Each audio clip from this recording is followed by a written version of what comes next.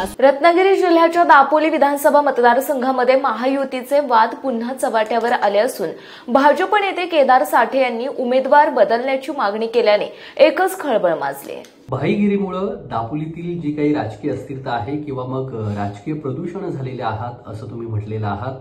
कोणत्या भाईगिरीमुळे हे राजकीय प्रदूषण झालं आणि कधी तुम्हाला वाटले की भाईगिरी आता सध्या वाढू लागलेली आहे? तर एका पक्षप्रवेशाच्या वेळेला कार्यकर्त्यांना संबोधित करतानाचं माझं ते भाषण आहे आणि त्या भाषणामध्ये मी असं म्हटलं की दापोली विधानसभा मतदारसंघातलं राजकीय वातावरण हे प्रदूषित झालेलं आहे आणि भारतीय जनता पार्टीच्या कार्यकर्त्यांची जबाबदारी आहे की प्रदूषणमुक्त राजकारण आणि वातावरण या मतदारसंघात निर्माण करणं आणि त्या दृष्टीने भारतीय जनता पार्टीचे कार्यकर्ते योग्य पद्धतीने राजकीय काम वाटचाल आणि पक्षवाढ करतायत आणि सकारात्मक राजकारण करणं याचाच अर्थ भाईगिरी मुक्त वातावरण करणं असाचा अर्थ आहे आणि आपण सर्वांनी तो तसाच घ्यावा।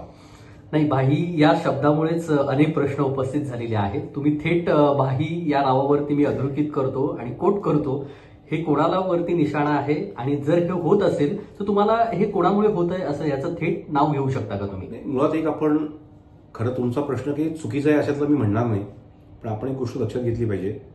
युती म्हणून काही बंधनं माझ्यावरती अजूनही आहेत।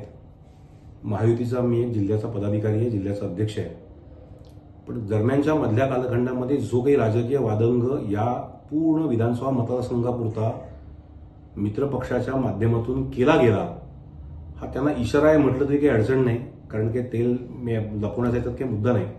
पण एकच विषय याच्यामध्ये मी पुन्हा अधोरेखित करेन, दापोली विधानसभा मतदारसंघाची जी संस्कृती नव्हती ती निर्माण करण्याचा जो प्रयत्न होतोय अशी संस्कृती दापोली विधानसभा मतदारसंघाची नाही आणि त्यासाठी कार्यकर्त्यांनी कशा पद्धतीने काम केलं पाहिजे अशा विषयाचं खरं तर हा सगळा भाषणाचा एक रोग होता।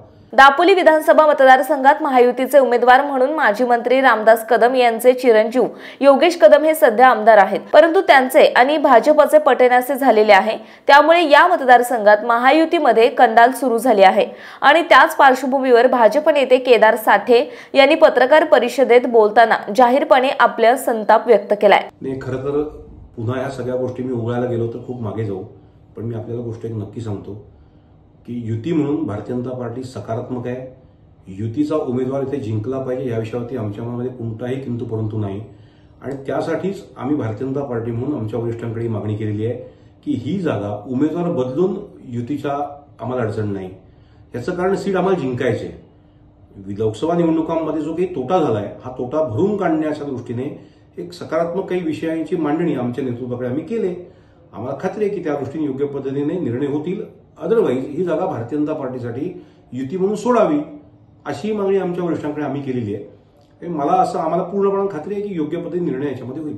नोव्हेंबर महिन्यामध्ये महाराष्ट्र विधानसभेच्या निवडणुका जाहीर होण्याच्या शक्यता असल्याने मागील काही महिन्यांपासून महायुती आणि महाविकास आघाडीमध्ये जागा वाटपावरून तूतू-मैमै सुरूच आहे आणि त्याच पार्श्वभूमीवर रत्नागिरी जिल्ह्याच्या दापोली विधानसभा मतदारसंघात विद्यमान आमदार योगेश कदम यांना पुन्हा उमेदवारी मिळू नये म्हणून भाजपने जाहीरपणे बोलण्यास सुरुवात केली आहे। आम्ही पाहतोय अनेक कार्यकर्त्यांचा पक्षप्रवेश होत आहे आणि तुम्ही देखील अनेक तालुक्यांमध्ये फिरत आहात, कसा प्रतिसाद कार्यकर्त्यांचा आहे आणि अजून किती पक्षप्रवेश तुमचे बाकी आहेत?